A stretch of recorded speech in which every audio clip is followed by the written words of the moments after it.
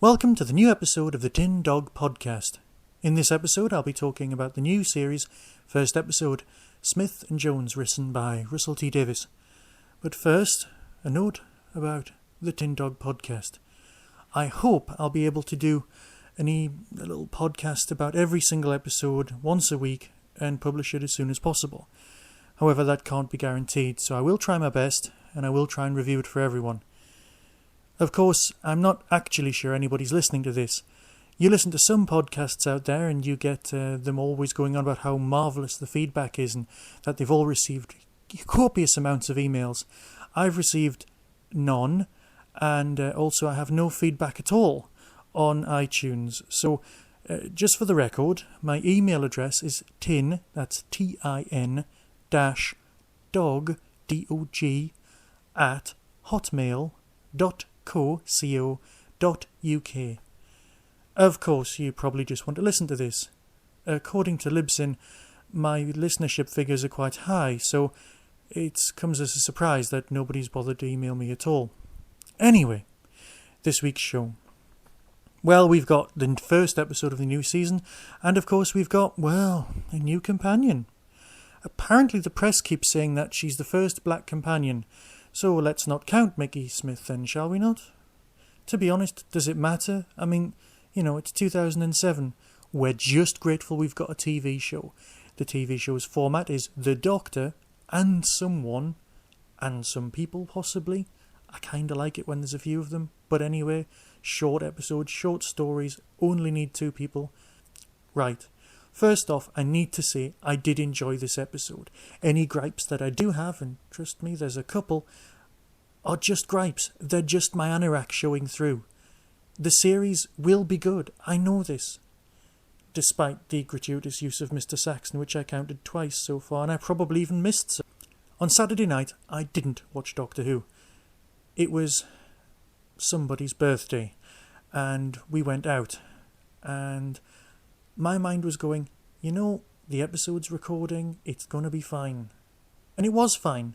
So on Sunday afternoon, I settled down and I watched it, and it was very, very good. However, let's face it, Martha's a new character. You need to introduce her. Now, Russell's idea of the show is primarily to have the Doctor and the Doctor's adventures seen from an Earth person's point of view, the Earth person representing the audience. I can see his argument. The old fans, we've been with it long enough to understand this. You need someone to go, what's going on? What's happening? And obviously this person needs to be different enough from Rose to not get on the press's nerves, and different enough for all the kids to notice and not to compare and all that. So what Russell's done is he's gone straight out and introduced her entire family. Yes, we're back to Buffy world, where you've got a shed load of characters who you don't actually care about, in the sense of, do you really want another episode with Mickey and Jackie? Not really. You don't want more members of the family. You'd quite like to go down the Disney road of having an orphan as the central character. Have you realised that? Has anybody ever noticed? All the Disney films, central characters, orphans, or lone parents. There's never an atomic family. I know, not atomic, nuclear. Nuclear family, it doesn't matter. An atomic family for Disney. But Russell's decided to have the extended family thing, which of course means people are going to come back. She's going to talk to her friends. This is to make her more rounded. Can we not have someone completely cut off? Now, I know the last person who was completely cut off from everyone was Adric.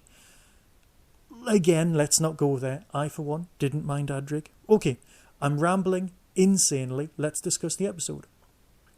The first couple of minutes is spent just introducing Martha. You've got the Doctor showing up from the end of the episode in a kind of a time warpy, crossing of his own timeline kind of a thing, which we all know how badly that goes, Paul McGann. And we've got other things happening as well.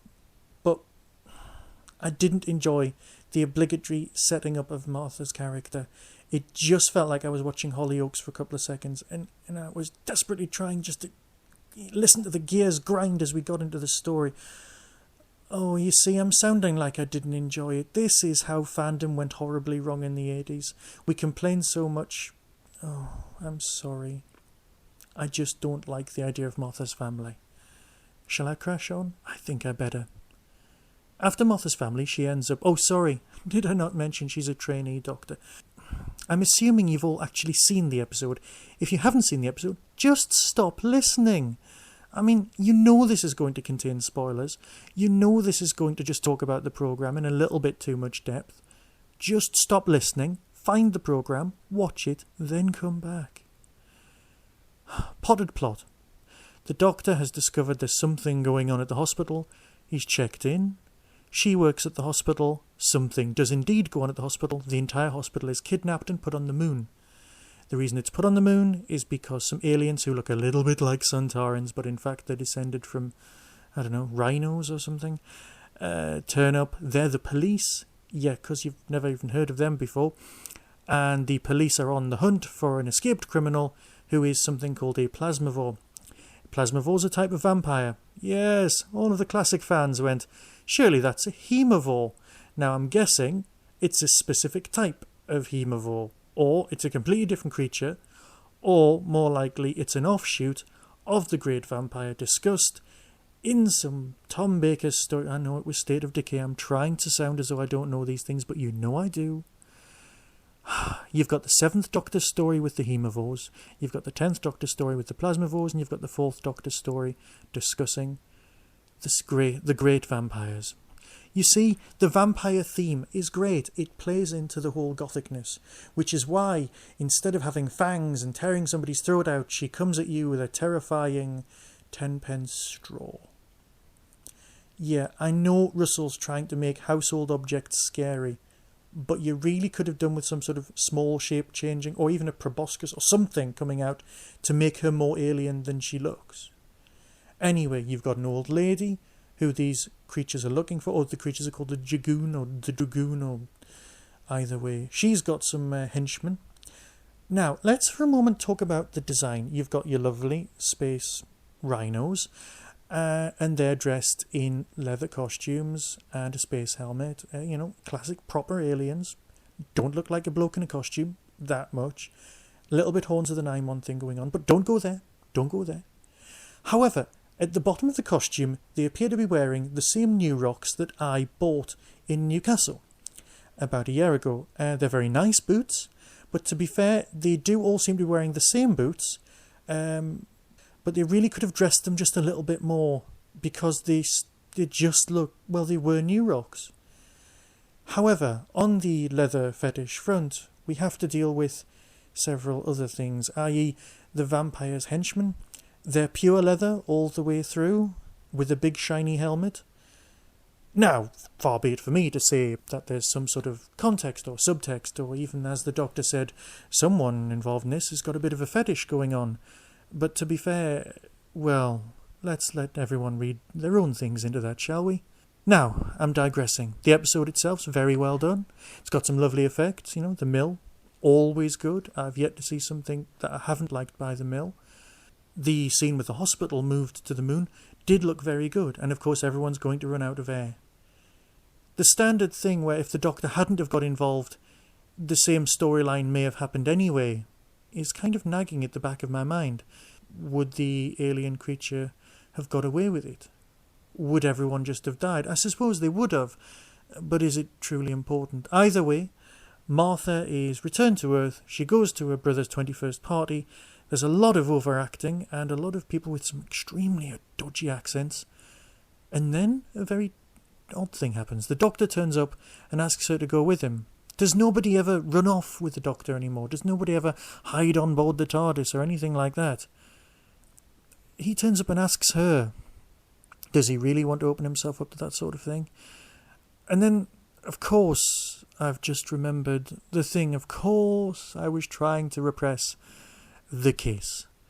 Yes, I'm not good with kissing in Doctor Who. I'm a prude. I'm an old-fashioned Who fan.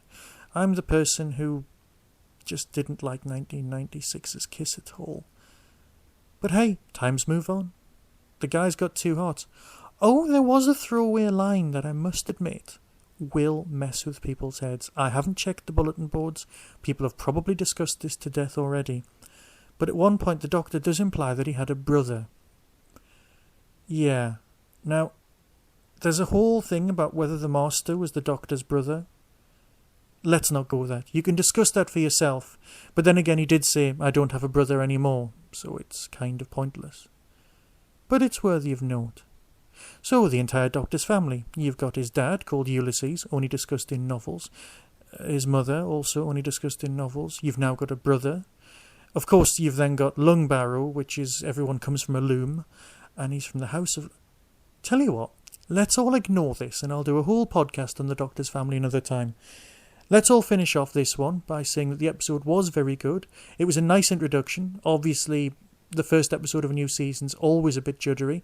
Let's remember back. But the second episode, next week's, well, let's face it, the second episode of every season's been extremely good. And I'm hoping that for this one, it's got witches, it's got Shakespeare, it's got overacting in it, it's got strange history. Of course, it might have to join up with other mentions of Shakespeare, but that's not a problem. Right, I'll go now, and I will try and review next week's show. But let's face it, you'll watch it anyway. Remember, my email address is tin-dog@hotmail.co.uk. Thanks very much. Be seeing you.